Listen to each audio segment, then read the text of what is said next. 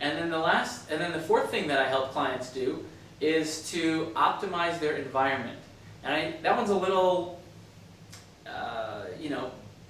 philosophical, or it's a little more conceptual, I should say.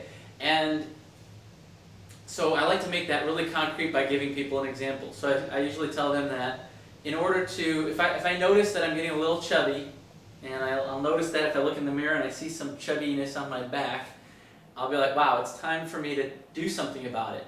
But instead of me trying to discipline myself to stop eating junk food, then what I'd like to do is just, if I see a cookie, I'm going to eat it. That's the truth. So why have cookies there that I'm going to be like constantly wanting to eat and try to discipline myself to not eat those cookies?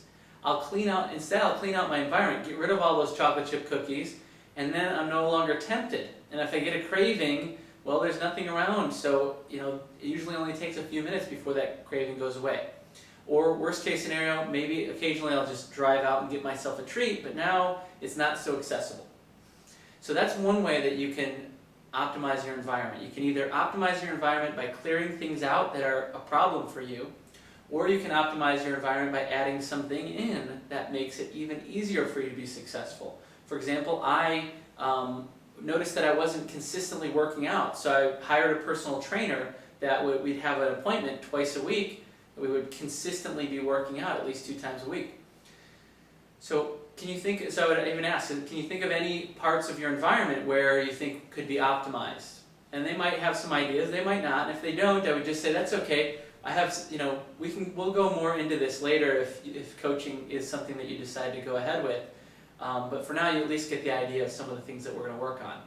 Or if they mention something earlier in the session, like, wow, I'm just surrounded by all my friends that are always so negative and, all this sort of thing, I'd say, well, here's what we could do is we can optimize your environment. We can start putting you in environments where there's more positive people. And maybe stop spending as much time with the most negative of your friends, not to get rid of them out of your life, or even have a conversation with them to turn them into a positive ally for you so that they actually help you achieve the result that you want.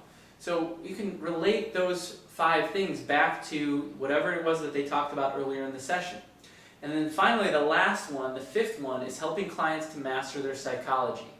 And what that means is that I can help clients to overcome their doubts, fears, insecurities, limiting beliefs, and those sorts of things that oftentimes hold people back. And specifically, earlier in the session, you mentioned that you have a fear of public speaking, and that in order to grow your business, you need to be speaking out in public more, but you're not too excited about it, and you have some fears about it. So that's one of the things we'll work on together, is to master your psychology about public speaking and get you feeling really comfortable about that. Are there any other areas where you think would be valuable for you to help master your psychology? And let them tell you about those. And if they don't have any that they can think of, then just say, well, you know what, as we're coaching, you'll probably notice, some things will come up and we'll work on them as they happen. Does that sound like that would be valuable to you? And they'll usually say yes. So that is how you explain coaching. From there, of course, you want to talk to them about your fees and see if they want to hire you, and there's more, a little bit more to that. But I really wanted to make sure that when you talk about coaching, I wanted you to know when to talk about it, how to talk about it, and when not to talk about it. So I'm going to do a quick summary.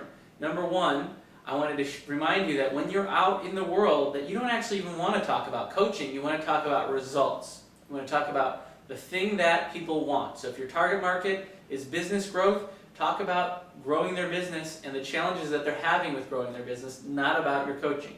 If you're a relationship coach, don't talk to people about relationship coaching. Talk to them about the kind of relationship that they want to have and the challenges that they might be facing in getting it. So that's the first thing. Secondly, the only time you really want to explain coaching is during the free session process towards the end, after you use the magic phrase. And the magic phrase again is, I have a program designed specifically to help people overcome these sorts of challenges and achieve these sorts of results. Would you like to hear a little bit about it? And then you explain the 5-part coaching methodology. And the first part of that is that you help clients to clarify their direction. Number 2, you help clients strategize their actions. Number 3, you help clients to upgrade their skills. Number 4, you help clients optimize their environment. And number 5, you help clients master their psychology. Now that 5-part methodology, no matter what kind of coach training you've had, everything that you do to help clients succeed will fall into one of those 5 categories. You can do this. I know you can. If you want more training on those 5 parts, then I'll just give you a quick throw that on the floor. And I have a coach training program that's actually built around that 5-part methodology. It comes with this 88-page binder, and it comes with this 24 CD program. So if you're interested in more coach training so that you can facilitate that 5-part methodology, you can check out the Rapid Coaching Academy.